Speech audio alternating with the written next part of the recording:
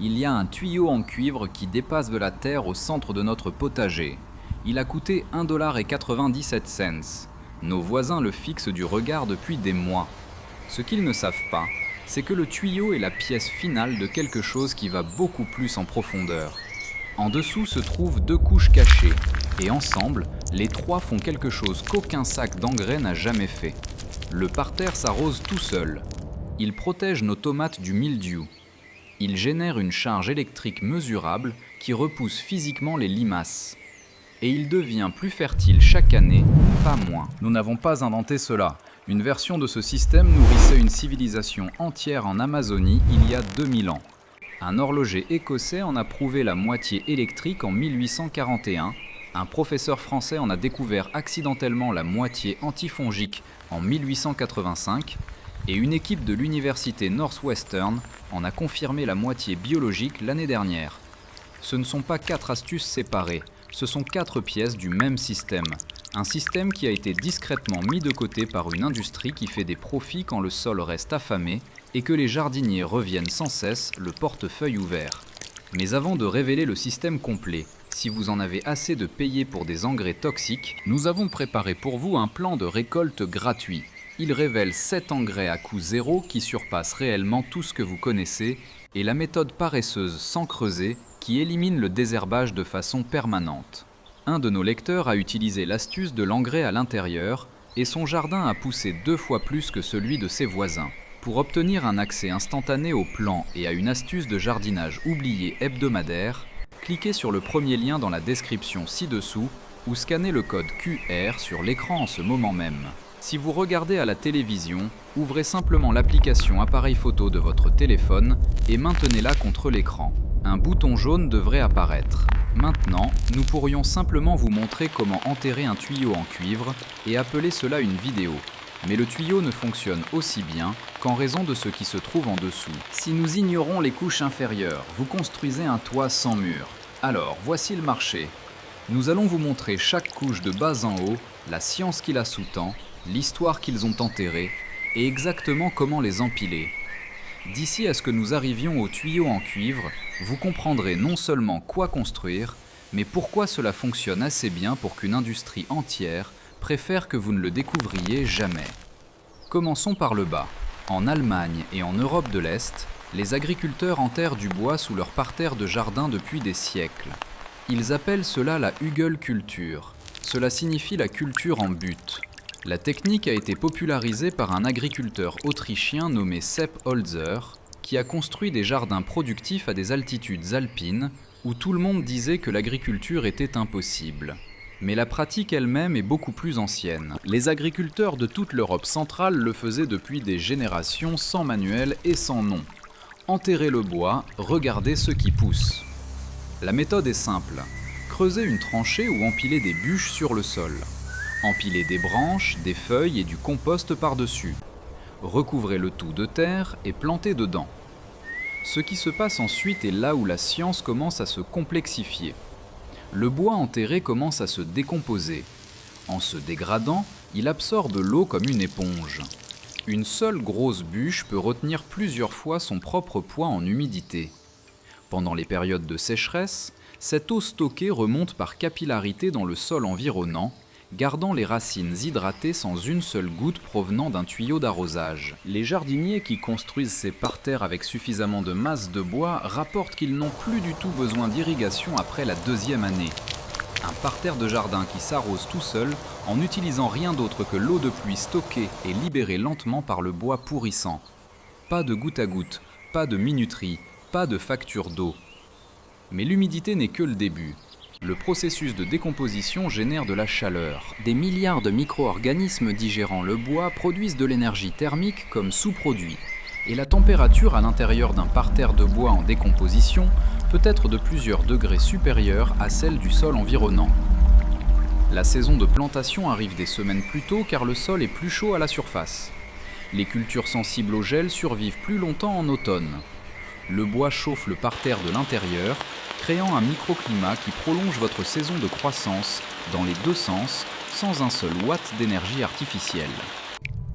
Alors que le bois continue de se décomposer au fil des mois et des années, il nourrit une explosion de vie sous terre. Les champignons colonisent les bûches en premier, envoyant des fils mycéliens blancs à travers le grain comme un réseau de communication souterrain. Les bactéries suivent, les vers arrivent, les coléoptères, les colamboles et les acariens y élisent domicile de façon permanente. Le bois pourrissant devient un habitat, une ville où les organismes convertissent la matière organique brute en forme que les racines des plantes peuvent absorber directement. Un grand parterre de Hugelkultur, construit avec des bûches substantielles, peut continuer à produire pendant une décennie ou plus, avant que le bois ne se décompose complètement. Et quand c'est finalement le cas, ce qui reste est un sol profond, sombre et friable que les jardiniers décrivent constamment comme le meilleur milieu de culture avec lequel ils aient jamais travaillé. Le parterre devient plus fertile chaque année, pas moins. Cela seul brise toutes les hypothèses sur lesquelles repose l'industrie des engrais. Et puis, il y a la partie dont même les jardiniers expérimentés en Hugelkultur parlent rarement. En janvier 2024, une équipe de l'université Northwestern a publié une étude sur ce qu'ils ont appelé une pile à combustible alimentée par la terre. Elle avait environ la taille d'un livre de poche et elle fonctionnait en récoltant les électrons libérés par les bactéries du sol alors qu'elles digéraient la matière organique sous terre. Les mêmes espèces de bactéries qui colonisent chaque bûche enterrée. Le même processus de décomposition qui alimente chaque parterre de Hugelkultur jamais construit. L'appareil a surpassé les technologies d'énergie du sol comparables de 120%.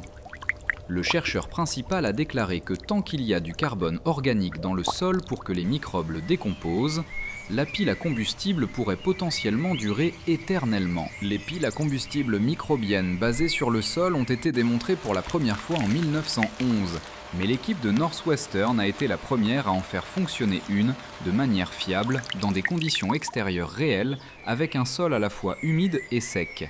Pensez à ce que cela signifie pour une bûche enterrée. Tant qu'il y a du carbone organique dans le sol, qu'est-ce qu'une bûche enterrée ? Du carbone organique. Que font les bactéries lorsqu'elles la décomposent ? Elles libèrent des électrons. Que créent les électrons circulant à travers un milieu conducteur ? Un courant électrique. Le bois en décomposition dans votre parterre jardin est une batterie vivante. Elle fonctionne sous chaque forêt sur Terre depuis avant l'existence des humains. Personne ne l'a emballée parce que personne ne pouvait la vendre. Mais le bois seul a un problème. Les nutriments qu'il libère sont emportés par l'eau. La pluie entraîne les minéraux dissous vers le bas à travers le profil du sol et hors de portée des racines des plantes. La fertilité fuit, à moins que quelque chose ne la retienne. À 5000 miles au sud de ces fermes allemandes, au cœur de la forêt amazonienne, des scientifiques ont découvert des parcelles de terre si noires qu'elles semblent avoir été teintes à l'encre. Les habitants l'appellent Terra Preta de Indio, la terre noire des Indiens. Ces sols ne devraient pas exister. Le sol naturel de l'Amazonie est mince, acide et pauvre en nutriments. La chaleur tropicale décompose la matière organique si rapidement que presque rien ne s'accumule. Pourtant, ici, entourés par certaines des pires terres agricoles sur Terre, se trouvent des poches de terre si riches qu'elles produisent de la nourriture en continu depuis plus de 2000 ans avec zéro intrant chimique. La couche fertile atteint jusqu'à 2 mètres de profondeur. Elle contient 3 à 18 fois plus de carbone que le sol de la jungle qui l'entoure. Les villageois brésiliens l'extraient encore aujourd'hui et la vendent comme terreau de première qualité. Pendant des décennies, les scientifiques ont débattu pour savoir si cela était naturel ou d'origine humaine.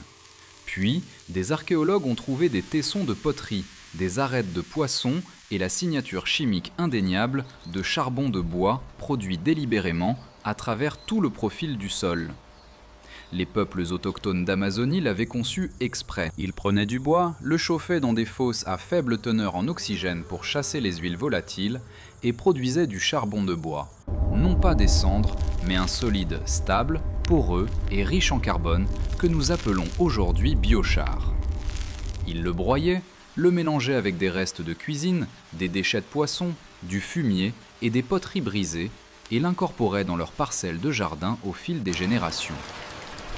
Avant que ces sites ne soient correctement documentés, la plupart des historiens niaient que l'Amazonie puisse abriter de grandes civilisations sédentaires. Ils regardaient la mauvaise terre. Voici le détail qui devrait changer votre façon de penser au charbon de bois. 1 gramme de biochar à base de bois contient jusqu'à 300 mètres carrés de surface interne. Sous un microscope, le charbon de bois ressemble à un nid d'abeilles, de minuscules tunnels et chambres sculptées dans du carbone pur. Ces pores créent un habitat pour des milliards de micro-organismes qui décomposent la matière organique et fournissent des nutriments directement aux racines des plantes. Les pores retiennent l'eau dans un sol sablonneux qui se viderait et s'assécherait en quelques heures. Et ils aèrent l'argile lourde qui autrement étoufferait les racines. Mais la propriété qui relie le charbon de bois au cuivre est électrique. Le biochar porte une forte charge de surface négative. Sa surface est recouverte de groupes chimiques contenant de l'oxygène qui lui confère ce que les pédologues appellent une capacité d'échange cationique élevée. En langage clair, il agit comme un aimant pour les ions nutritifs. Les particules chargées positivement, le calcium, le potassium, l'ammonium, le zinc et le magnésium, sont attirées vers la surface du charbon de bois et y sont maintenues au lieu d'être emportées lors de la prochaine averse. Le sol ordinaire laisse les nutriments s'infiltrer directement. Le biochar les attrape et les stocke directement dans la zone des racines. Et, point crucial pour ce que nous construisons ici, des études évaluées par des pairs provenant de plusieurs pays confirment que l'ajout de biochar au sol augmente de manière mesurable sa conductivité électrique. Vous ne vous contentez pas d'amender le sol avec des nutriments. Vous l'améliorez pour en faire un meilleur milieu électrique. Cette seule propriété est le pont entre l'ancien charbon-le-bois et une découverte faite par un horloger écossais en 1841. C'est ici que l'histoire prend sa tournure la plus étrange. Il y a un autre détail concernant la terra preta qui la rend différente de tout le reste dans l'histoire de l'agriculture. Le sol se régénère de lui-même. Les agriculteurs brésiliens rapportent que la terra preta repousse à raison d'environ 1 cm par an. Les scientifiques confirment que le biochar crée un environnement microbien si favorable que la communauté attire continuellement de nouvelles matières organiques dans la structure du sol. Des feuilles fraîches tombent, les microbes les colonisent, les décomposent et incorporent le carbone dans la matrice de charbon de bois existante. Le sol se construit de lui-même sans intervention humaine. C'est le contraire de tous les systèmes agricoles utilisés aujourd'hui. Lorsque vous ajoutez du bois enterré sous le charbon de bois, vous nourrissez le système par le bas, tandis que la nature le nourrit par le haut. La fertilité se multiplie plutôt que de décliner. Alexander Bain a pris une plaque de zinc et une plaque de cuivre, les a enterrées à environ 1 yard de distance dans un sol humide et les a connectées avec un fil. Le sol a produit environ 1 volt de courant continu stable. Le zinc est plus réactif que le cuivre. Lorsque les deux métaux se trouvent dans un milieu contenant des ions dissous, le zinc commence à perdre des électrons. Ces électrons circulent à travers le fil jusqu'au cuivre, produisant un courant utilisable. Sous terre, le sol humide transporte des ions chargés entre les plaques pour fermer le circuit. Bain a utilisé ce courant pour alimenter la première horloge électrique au monde. Son brevet britannique numéro 8783 en décrit chaque détail.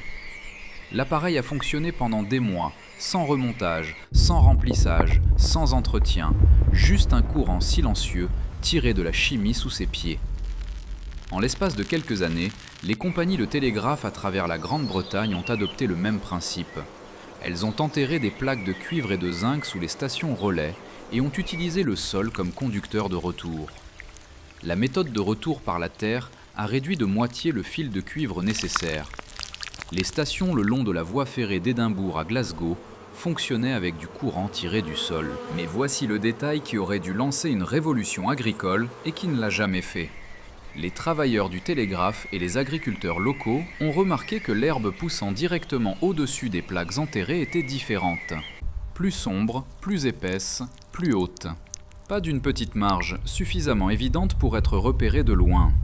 Un chef de gare dans le Yorkshire a signalé une bande d'un vert luxuriant courant le long d'une ligne de retour enterrée. Alors que l'herbe de chaque côté était ordinaire et pâle, l'observation s'est répétée à travers l'Angleterre et l'Écosse.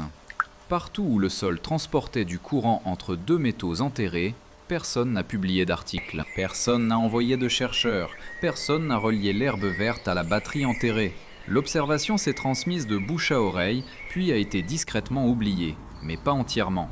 En 1918, le ministère britannique de l'Agriculture a créé le comité d'électroculture pour enquêter officiellement sur la question de savoir si la stimulation électrique pouvait augmenter les rendements des cultures. Le comité comprenait des physiciens, des biologistes et des ingénieurs électriciens. Ils ont mené des essais sur le terrain pendant près de 2 décennies à travers l'Angleterre et l'Écosse. Leurs conclusions, réparties sur 18 rapports intermédiaires, ont documenté ce que les travailleurs du télégraphe avaient remarqué de leurs propres yeux. Selon les propres mots du comité, les champs électriques avaient une influence très marquée sur le développement de la croissance des plantes. Les résultats étaient suffisamment significatifs pour qu'une question sur le travail du comité soit soulevée à la Chambre des communes en 1924 et consignée dans le Hansard, le compte-rendu parlementaire officiel. Puis, en 1936, le comité a été dissous. Les rapports ont été classés aux archives nationales à Kew sous la référence MAF 33-1913. Une partie du matériel a été classée confidentiel. L'universitaire David Kinahan de l'University College de Londres a par la suite fait des recherches sur le travail du comité et a conclu que l'effet de l'électroculture était réel et que le comité avait été supprimé en raison de pressions économiques. 1936 n'était pas une année choisie au hasard. C'était la période exacte où les engrais synthétiques se développaient à travers l'Europe et où les revenus de l'agriculture chimique s'accéléraient. Une courbe montante, l'autre discrètement enterrée dans des archives. La trace écrite est toujours là, les numéros de dossier sont enregistrés, la question parlementaire est dans le Hansard, et un tuyau en cuivre de 2 $ posé dans un sol enrichi en biochar au-dessus de bois en décomposition, fait à une échelle miniature, exactement ce que ce comité a passé 18 ans à documenter. Maintenant, relions les 3 couches. Le bois enterré se décompose, génère de la chaleur, stocke de l'eau et nourrit une explosion de bactéries qui libèrent des électrons en digérant le carbone organique. C'est votre moteur biologique. La couche de biochar se trouve au-dessus du bois, attrapant chaque ion nutritif que la décomposition libère, retenant l'eau dans ses pores, hébergeant la vie microbienne dans ses tunnels et augmentant la conductivité électrique du sol environnant. C'est votre aimant à nutriments et votre pont électrique. Le tuyau en cuivre se trouve dans la zone des racines au sommet, dans un sol de jardin humide et légèrement acide, ce que sont naturellement la plupart des parterres de légumes. La surface en cuivre se corrode lentement, libérant des ions cuivre de plus dans le sol immédiatement environnant. Ces ions font 3 choses documentées simultanément. Premièrement, ils fournissent le micronutriment cuivre directement aux racines des plantes sous la forme ionique que les plantes absorbent. Le cuivre est essentiel pour la production de chlorophylle, l'activation des enzymes et la synthèse de la lignine qui renforce les parois cellulaires. Les plantes ayant suffisamment de cuivre résistent plus efficacement à la pénétration fongique. Les tomates, les betteraves, les carottes, les oignons et les épinards ont tous des besoins en cuivre supérieurs à la moyenne. Deuxièmement, les ions cuivre créent une zone antimicrobienne localisée. C'est le mécanisme identique sur lequel un professeur de botanique français nommé Pierre-Marie Alexis Millardet est tombé par hasard dans un vignoble bordelais en 1885 lorsqu'il a remarqué que les vignes peintes avec du sulfate de cuivre pour dissuader les étudiants voleurs de fruits résistaient à un fléau fongique dévastateur qui avait détruit toutes les vignes non traitées autour d'elles. Son mélange, publié cette même année, a augmenté les rendements de pommes de terre de 64% au cours d'une étude de 20 ans dans le Vermont. La famine irlandaise de la pomme de terre des années 1840, qui a tué 1 million de personnes, a été causée par exactement le genre de maladie fongique que la bouillie bordelaise aurait prévenue. La découverte de Millardet est arrivée 40 ans trop tard pour l'Irlande. Troisièmement, la partie exposée du tuyau, au-dessus de la ligne de sol, agit comme une barrière passive contre les limaces et les escargots. Ce lien entre le cuivre et les mollusques remonte à des siècles. Les navires de Christophe Colomb avaient leurs coques recouvertes de cuivre à la fin des années 1400, spécifiquement pour empêcher les mollusques xylophages de détruire le bois. La marine britannique a standardisé le revêtement en cuivre sur l'ensemble de sa flotte d'ici 1780. La même réaction électrochimique qui protégeait la coque d'un navire de guerre est ce qui empêche une limace de traverser le tuyau de votre jardin aujourd'hui. Les limaces utilisent une protéine à base de cuivre appelée hémocyanine pour transporter l'oxygène. Contrairement aux mammifères qui utilisent de l'hémoglobine à base de fer, cela les rend extraordinairement sensibles au cuivre externe. Lorsque le mucus d'une limace touche le cuivre, les sels dissous agissent comme un électrolyte. Le cuivre agit comme une électrode et le corps de la limace agit comme l'autre. Cela génère 0,5 à 1 volt à travers l'animal, soit environ les 2/3 d'une pile AA. La limace se rétracte immédiatement et ne revient pas. Un tuyau, 3 fonctions prouvées, 0 coût récurrent. Mais voici pourquoi on ne vous a jamais enseigné tout cela dans une jardinerie. Fritz Haber et Karl Bosch ont percé le secret de la production industrielle d'ammoniac en 1909. En 1913, la première usine fonctionnait. Ce qui nécessitait autrefois des années de rotation des cultures pouvait désormais être livré dans un sac. Les agriculteurs américains ont dépensé 300 millions de dollars en engrais synthétiques en 1945. En 1975, ce chiffre a dépassé les 3 milliards de dollars. Aujourd'hui, l'industrie mondiale des engrais pèse plus de 200 milliards de dollars par an. Le marché des pesticides ajoute 60 milliards de dollars supplémentaires.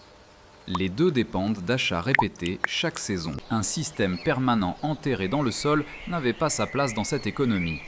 La bouillie bordelaise que n'importe quel agriculteur pouvait mélanger à partir de 2 produits chimiques de base bon marché a été remplacée par des produits synthétiques brevetés à partir des années 1930. Les premiers essais ont montré que les nouveaux composés n'augmentaient les rendements que de 23 à 35% par rapport à la bouillie bordelaise, alors que la bouillie bordelaise seule offrait des augmentations de 64% par rapport aux cultures non traitées.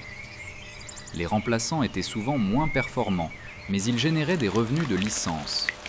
Le cuivre a été recadré comme étant dépassé. La conversation est passée de la biologie du sol à la chimie du sol. Aujourd'hui, le cuivre est le 3e fongicide le plus utilisé dans le monde. La Californie à elle seule en applique 6 millions de livres par an. L'industrie sait que le cuivre fonctionne. Ils préfèrent le vendre dans des bouteilles de marque. Dans l'Union européenne, les régulateurs plafonnent le cuivre pour les fermes biologiques, citant des préoccupations d'accumulation légitime à l'échelle industrielle. Mais un tuyau libérant des ions à l'état de trace dans un sol parterre surélevé est séparé de 6 millions de livres de pulvérisation par des ordres de grandeur. Maintenant, construisons-le. Tout d'abord, 3 règles de sécurité qui peuvent sauver votre parterre entier si vous les suivez et le ruiner si vous les ignorez. Sécurité. N'utilisez jamais de bois traité sous pression. Il contient de l'arsenic et des composés de cuivre chromaté conçus pour tuer la vie biologique. Et c'est le contraire de ce que nous construisons. N'utilisez jamais de bois de noyer noir. Il libère un produit chimique appelé juglone qui est mortel pour les tomates, les poivrons, les aubergines, les pommes de terre et la plupart des autres légumes du jardin dans la zone de ses racines. Et n'utilisez jamais de bois peint, teint ou verni. Les revêtements contiennent des solvants et des métaux lourds qui s'infiltreront dans le sol où vous cultivez de la nourriture. Tenez-vous-en à des bois durs, propres et non traités et vous éliminerez tout risque majeur. Vous avez besoin de 3 choses, du bois mort, du charbon de bois concassé et un tuyau en cuivre. Couche 1, la fondation. Creusez votre parterre à 2 pieds de profondeur. Posez les plus grosses bûches et branches au fond. Le chêne, l'érable, le bouleau, le bois d'arbre fruitier ou l'aulne fonctionnent tous bien. Évitez le cèdre et le séquoia, qui se décomposent si lentement qu'il bloque le processus pendant des années. Le bois idéal a déjà commencé à se ramollir et à montrer les premiers fils blancs de colonisation fongique. Cela signifie que le moteur de décomposition est déjà en marche. Remplissez les espaces avec des bâtons plus petits et des copeaux de bois. Recouvrez d'une fine couche de feuilles, de tonte de gazon ou de restes de cuisine pour l'azote. C'est votre réservoir d'eau, votre moteur thermique et votre pile à combustible microbienne. Couche 2.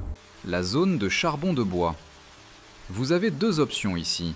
La voie de la facilité est d'acheter un sac de charbon de bois dur en morceaux dans n'importe quelle épicerie ou quincaillerie.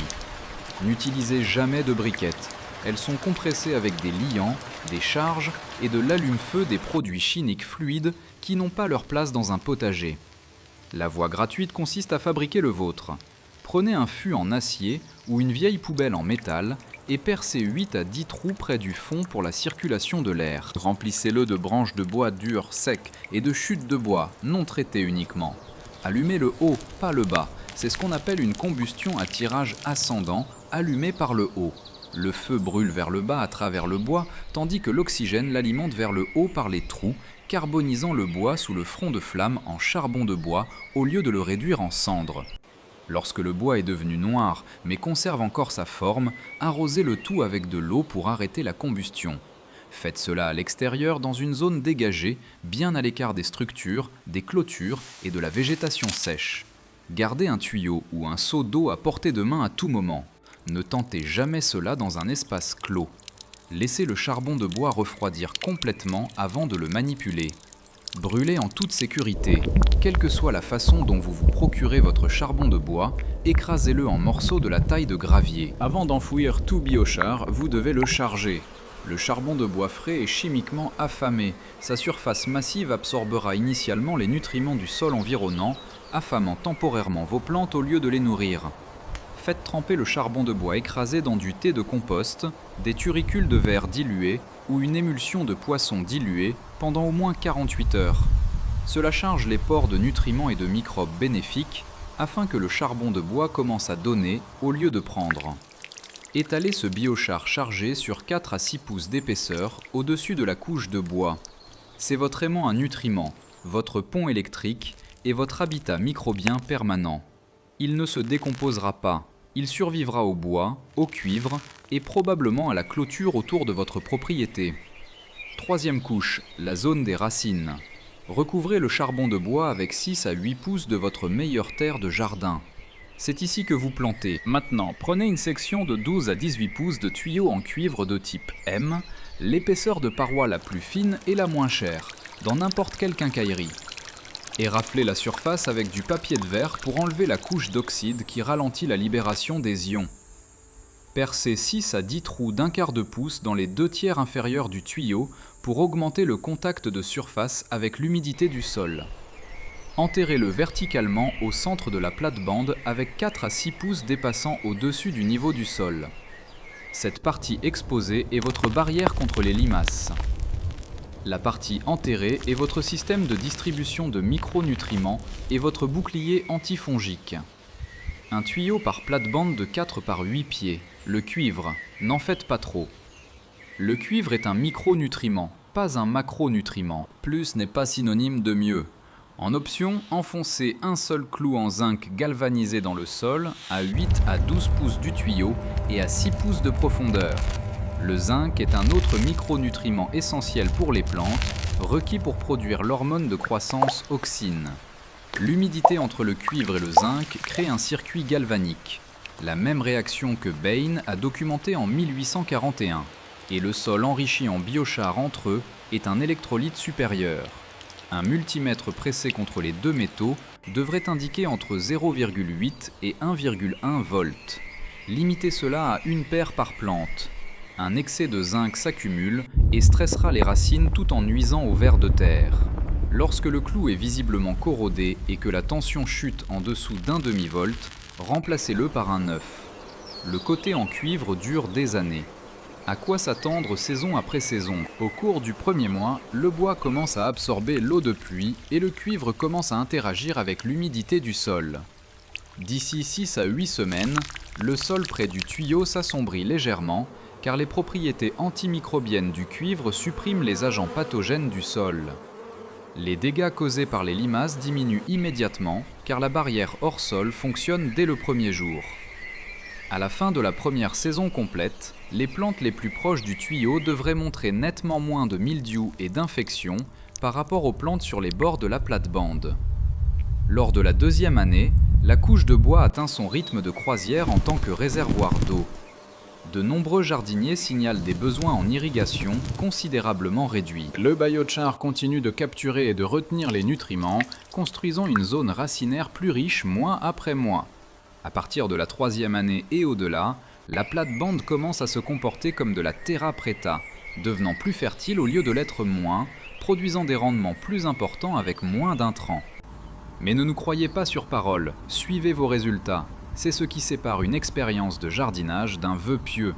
Achetez un réfractomètre bon marché et mesurez les indices Brix sur les feuilles de vos plantes toutes les 2 semaines.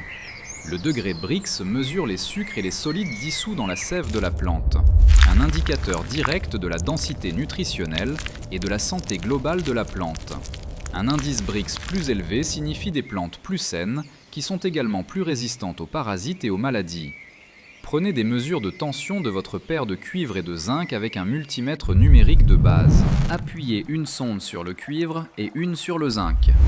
Vous devriez voir 0,8 à 1,1 volts. Si cela chute en dessous d'un demi-volt, le zinc doit être remplacé. Photographiez vos plantes à côté d'une règle ou d'un bâton de mesure chaque semaine afin d'avoir un registre visuel de la croissance. Pesez votre récolte à la fin de la saison sur une balance de cuisine. Et surtout, mettez en place une rangée témoin. Plantez les mêmes graines dans le même sol avec la même lumière du soleil et la même eau, mais sans le bois, sans le charbon bois et sans le cuivre. Laissez les 2 plates-bandes pousser côte à côte. Laissez les chiffres raconter l'histoire. Documentez tout. Partagez les résultats dans les commentaires. C'est ainsi que l'observation de jardin devient une science reproductible. C'est ainsi que nous reconstruisons la base de preuves qui a été classée dans des archives gouvernementales il y a 90 ans.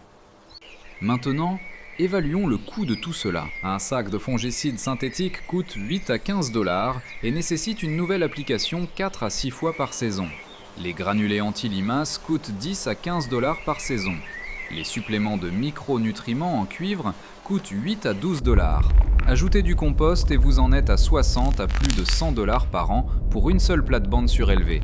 Sur 10 ans, 600 à 1000 $. Quelques bûches mortes ne coûtent rien. Un sac de charbon de bois coûte 4 $. Un tuyau en cuivre coûte 2 $. Un clou en zinc coûte quelques centimes. L'installation totale coûte moins de 10 $. Sur 10 ans, moins de 10 $ contre potentiellement 1000 $. C'est tout un modèle économique qui s'effondre face à une expérience à 10 $. Chaque couche nourrit les autres. Le bois alimente la biologie par le bas, le charbon de bois maintient la chimie en place, le cuivre et le zinc stimulent la distribution des oligo-éléments à travers la zone racinaire, l'eau est stockée par le bois et libérée à la demande. La chaleur rayonne vers le haut à partir de la décomposition. Le biochar augmente la conductivité électrique, ce qui renforce la réaction galvanique. Le bois fournit du carbone organique aux microbes qui génèrent de l'électricité biologique. L'eau maintient la cellule galvanique et la communauté microbienne en fonctionnement. Retirez n'importe quelle couche et les 2 autres fonctionnent toujours. Combinez les 3 et vous obtenez quelque chose qui se multiplie d'année en année au lieu de s'épuiser. La preuve repose dans la forêt amazonienne depuis plus de 2000 ans. Les sols de terra preta, créés avant l'Empire romain, sont encore fertiles aujourd'hui. Le charbon de bois est toujours dans le sol. La seule chose qui a changé, c'est qui contrôlait la conversation sur la façon dont la nourriture devrait être cultivée. Aimez et abonnez-vous. Chaque personne qui construit l'une de ces plates-bandes est un client de moins qui achète 4 produits distincts chaque saison. Si cela vous semble valoir la peine d'être partagé avec quelqu'un qui jardine, faites-le. Vous leur remettez des informations que toute une industrie a passé des décennies à garder invisibles. Nous construisons une chaîne autour d'une idée. Les outils les plus efficaces pour cultiver de la nourriture ont déjà été découverts, ne coûtent presque rien et ne sont presque jamais ce qui fait l'objet de publicité.